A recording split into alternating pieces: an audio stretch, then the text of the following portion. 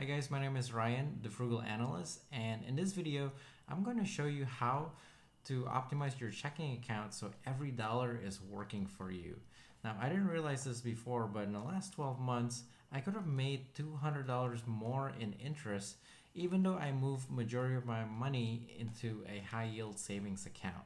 Now, my original cash flow management goes something like this, and I think this is what most people have, which is I get my paycheck every 2 weeks, and then I pay my bills, and the remainder of my money goes into a high yield savings, investments, etc.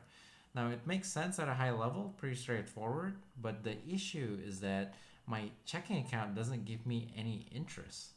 So I looked at my historical data on my checking account to see, well, how much money is really sitting in my checking account over time. And I found out that on average, I have around $9,000 in my checking account per day that I'm not getting paid. Now, if I transform this into the interest I would have gotten at 2.5% interest, it will look something like this. So in this chart, basically, I'm donating a few cents to a dollar or more to my checking account administrator by not getting any interest. It's not a lot on a daily basis, but on a monthly basis, it really adds up. So this is the monthly chart, and it adds up to around $5 to $30 per month. And in the past 12 months, it adds up to over $200 for me. So how can we optimize every idle dollar in our checking account? So I have two methods. The first method is putting money in these new fintech companies that have a large marketing budget and will give you interest in your checking account and a good interest rate on your savings account.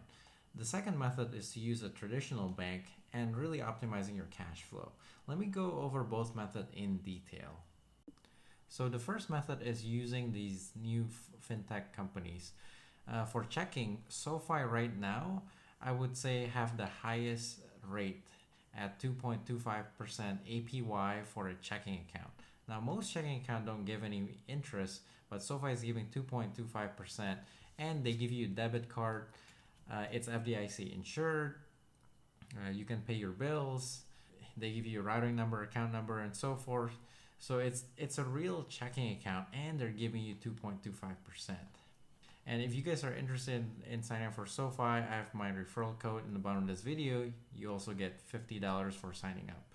Then, after you put your money into checking and pay your bills, you could move some of that money into Wealthfront. Wealthfront right now, as of this video, is giving out the highest savings rate at 2.57 APY. Now, using these fintech companies do have some drawbacks.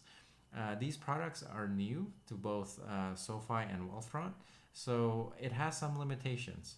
So there's definitely no brick and mortar store or bank that you can go to.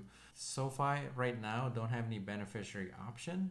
Both SoFi and Wealthfront don't have any scheduled transfer option either. You can only transfer it right now, but you can't transfer it like a week from today, or if you want to set up a transfer at the end of each month, you can't really do it with either SoFi or Wealthfront.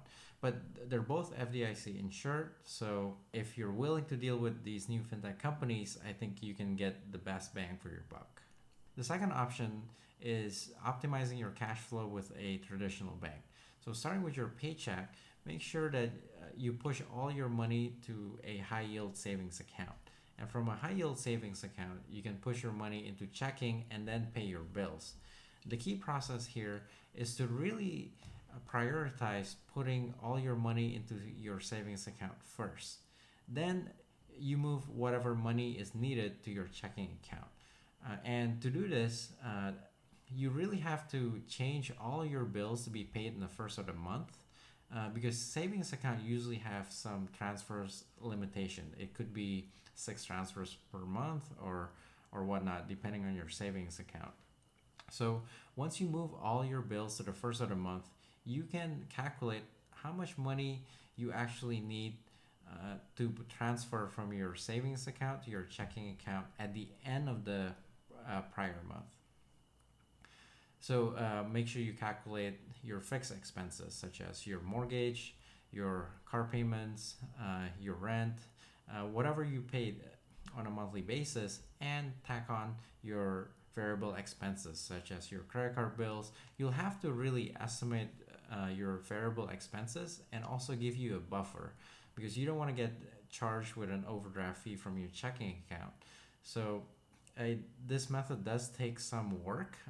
If you jot down all your fixed expenses, your average variable expenses, move all your withdrawals for those expenses at the beginning of the month, and create a transfer on a monthly basis from your high yield savings into your checking account to pay these bills. Now, if you have some money remaining due to your buffer in your checking account, you can transfer them back into your high yield savings, and you can also transfer more money from your savings to your checking if you have any big purchases. So these are my two methods to maximize every idle dollars in your checking account. I personally went with method 1 because it does give me the highest return. Thanks for watching, and let me know if you have any questions in the comments below. And if you haven't subscribed, please subscribe for more frugal videos. See you next time.